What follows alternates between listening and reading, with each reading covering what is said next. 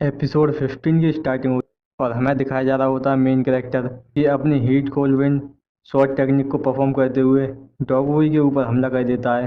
तो डॉगवुई उसे देख के कह रहा होता है ये किस तरह की शॉर्टमैनशिप है।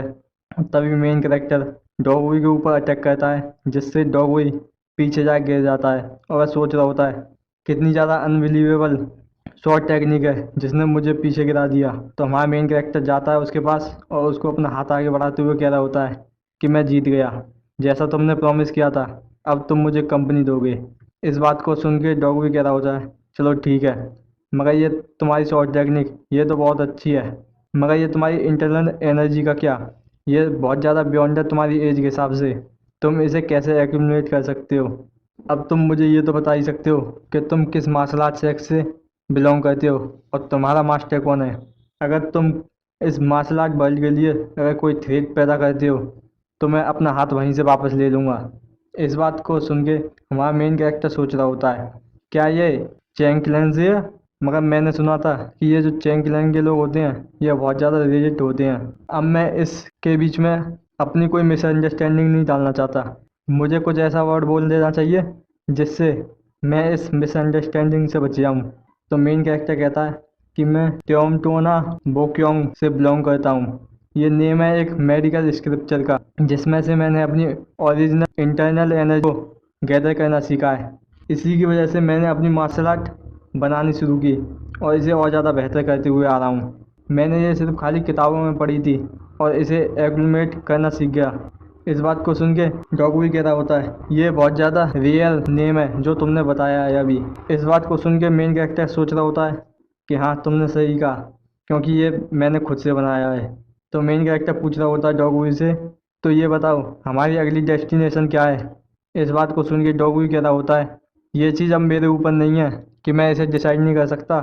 तो इस बात को सुन के मेन कैरेक्टर कह रहा होता है कि एक पर्सन जो कि चैंग क्लैन से बिलोंग करता है मगर वो इस तरह की घटिया गैम्बलिंग में घूम रहा है, इस मार्शल आर्ट वर्ल्ड में कुछ तो अलग चल रहा है।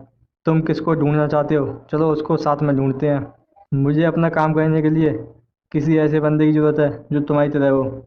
इस बात को सुन के डॉग वो चुप होता है। तो मेन कैरेक्टर कहता है चलो तो हम अपनी अगली डेस्टिनेशन के लिए हनाम में चलते हैं। तो दिखाया जाता है सीन कटता है और डॉग भी बता रहा होता है कि इसी तरह से मैं इस बटरफ्लाई यंग मैन से मिला। इस बात को सुन के यंग लेडी सोच रही होती हैं कि उसने डॉगवी को डिफीट किया, उस पर्सन की आइडेंटिटी क्या हो सकती है। तो डॉगवी कह रहा होता है मैंने उसका अभी तक नाम नहीं सुना है, मगर उसकी जो क्रिम्सन बटरफ्लाई है वह बहुत ज़्यादा अच्छी है, इस वजह से मैं उसको बटरफ्लाई यूथ कहता हूँ। मैंने बहुत सारी लड़ाइयाँ लड़ी हैं मगर उस तरह की ब्यूटीफुल शॉर्टमैनशिप मैंने अभी तक नहीं देखी। ये मेरा पहली बार है कि कोई इतनी अच्छी ब्यूटीफुल शॉर्टमैनशिप मेरे सामने प्रस्तुत की। इस बात को सुन के तभी हमारा मेन कैरेक्टर आ जाता है और कह रहा होता है तुम मेरे बारे में बात क्यों कर रहे हो। तो डॉग भी कह रहा होता है कि चलो ये आ गया, एक टाइगर जब ही बोलता है जब तुम उसे मेंशन करते हो। और कह रहा होता है मेन कैरेक्टर से कि आज बहुत ज़्यादा रेयर ड्रिंकिंग सेशन है, चलो इसको बहुत ज़्यादा अच्छा बनाते हैं। तो मेन कैरेक्टर पूछ रहा होता है चलो तो तुम मुझे अपनी स्टोरी बताओ। और यंग लेडी सोच रही होती है अगर इसकी एज देखी जाए तो ये अपनी एज के हिसाब से बहुत ज़्यादा काम और स्किल्ड है, इसके जैसा पर्सन होगयोक में क्या कर रहा है। और वो कह रही होती हैं कि मैं तुमसे पहले हेलो नहीं कह पाई थी तो ये मुझे माफ़ करना क्योंकि मेरे पास ज़्यादा टाइम नहीं था जब। तो थैंक यू आपका हेल्प करने के लिए। इस बात को सुन के डॉग भी कह रहा होता है मैंने वही किया मुझे जो करना चाहिए था। तो इस बात को सुन के यंग लेडी कह रही होती हैं कि ये बहुत ज़्यादा डिफ़िकल्ट है आप दोनों को इनवाइट करने के लिए ऑफिशियली, मगर क्या आप पोंगयोक के ऑफिशियल मेंबर बन सकते हो।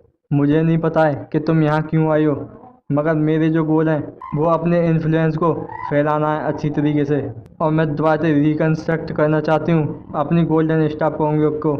मैं हर वो काम करूँगी जिसकी वजह से मेरा हॉनर आ जाए गोल्डन स्टार पोंगयोक का। तो क्या आप मेरी हेल्प कर सकते हैं, और इसके बदले में मैं इस घर को तुम दोनों को दे दूँगी और आप बस मेरे फैमिली मेम्बर्स को और मेरे लव्ड वंस को प्रोटेक्ट करते रहो। अगर मेरे ऊपर किसी दिन अटैक हो जाता है तो आप बस मेरे यंगर ब्रदर का ख्याल रखना। इस बात को सुन के मेन कैरेक्टर सोच रहा होता है कि अब मैं समझा कि किस वजह से ये गोल्डन स्टार पोंगयुक अभी तक सर्वाइव कर चुका है। तो वहाँ मेन कैरेक्टर उसको मना करते हुए कह रहा होता है कि मैं ऐसा नहीं कर सकता। तो इस बात को सुन के यंग लेडी कह रही होती है कि माना इस घर पे अभी भी कर्जा बाकी है, मगर इसको तुम बेच के आओगे तो इससे तुम्हें कई हजार न्यांग मिलेंगे।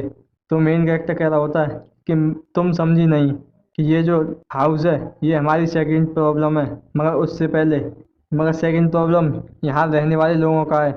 ये इस तरह की डील नहीं है जो मुझे सूट करती है। तो हमारी डील करने से पहले मैं तुम्हारी एक छोटी सी मदद करना चाहूँगा। उसके बदले में तुम्हें मुझे मदद करनी पड़ेगी। जब मैं अपनी एक मदद मांगूंगा तुमसे तो वो अपने कपड़ों में से हाथ डाल के एक नोट निकाल के देता है और कह रहा होता है कि इसे एक्सेप्ट करो। तो यंग लेडी उसे उठा के कह रही होती है कि ये तो एक प्रॉमिसरी नोट है।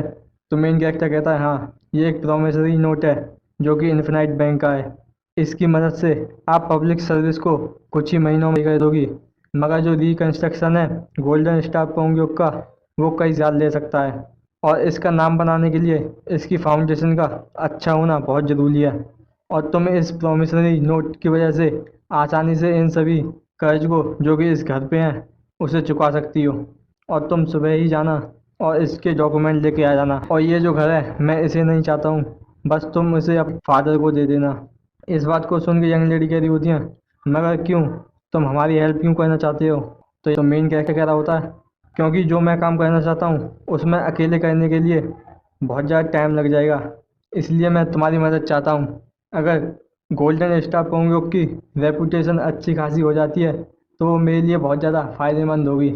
इसलिए मैं अब इसमें अपना इन्वेस्ट कर रहा हूँ जिससे तुम मेरी बाद में मदद कर सको। और जिस दिन मेरा काम आ जाएगा मैं उसी दिन यहाँ छोड़ के चला जाऊँगा। और जब तक वह दिन नहीं आता जब तक मैं तुम्हारा इस पोंगयोक का ऑफिशियल मेंबर रहूँगा। तो यंग लेडी कह रही होती है कि आपका इसके लिए शुक्रिया। तो डॉग भी कह रहा होता है कि तुमने इनकी इतनी ज़्यादा मदद कर दी मगर तुमने आज तक मुझे एक ड्रिंक भी नहीं खरीदी, इतना ज़्यादा पैसा होने के बावजूद। तो मेन कैरेक्टर कह रहा होता है कि मैं तुमको ड्रिंक तो खरीद देता मगर इसमें मेरा इन्वेस्टमेंट नहीं होता। मैं वहीं पैसे लगाता हूँ जहाँ मेरा इन्वेस्टमेंट हो। जब ये एल्कोहल तुम्हारे सामने ही है तो तुम इसे ले सकते हो। और वह पूछ रहा होता है यंग लेडी और यंग मास्टर से क्या तुम भी एक ड्रिंक लेना चाहोगे। तो यंग लेडी कह रही होती हैं कि तुम अपने सब्जेक्ट को चेंज करने में बहुत ज़्यादा माहिर हो। तो वो इनको देख के याद कर रहा होता है और सोच रहा होता है जो यंग मास्टर है वो क्या कर रहे होंगे।